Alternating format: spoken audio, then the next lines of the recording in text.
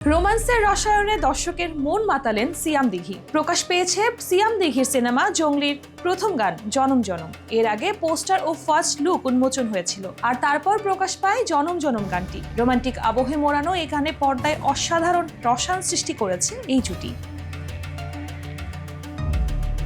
গানটি প্রকাশের পর থেকেই সিয়ামকে চকলেট হিরোর অবতারে ফিরে পাওয়ার উচ্ছ্বাস প্রকাশ করছেন ভক্তরা। সেই সঙ্গে সিয়াম দিঘির রসায়ন দর্শকদের মধ্যে বাড়তি আগ্রহ তৈরি করেছে, যা সিনেমাটির প্রতি প্রত্যাশার পারদ আরও উঁচুতে তুলেছে।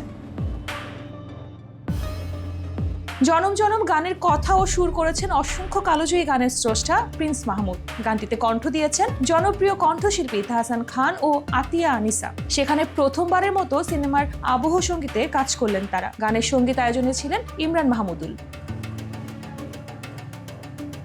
এদিকে জঙ্গলি সিনেমায় প্রধান চরিত্রে অভিনয় করেছেন সিয়াম আহমেদ। এই সিনেমায় অভিনেতা একাধিক লুকে দর্শকদের সামনে হাজির হবেন।